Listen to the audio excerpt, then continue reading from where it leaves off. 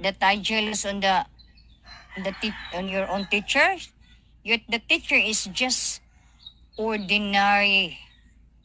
2 ways on a teacher course or position. One teacher is just only ordinary, like your friend.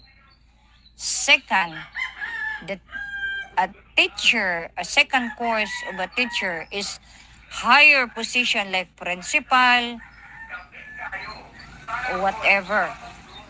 A higher, but your friend is just ordinary. So never be jealous that one. Because she also open leg to have a better life, to go to other country. She open leg so that she can go to other country. She using with Fisher pad, so that she can go to other country. So which part that I be jealous with her? Me? Jealousing on her that she go to other country? No.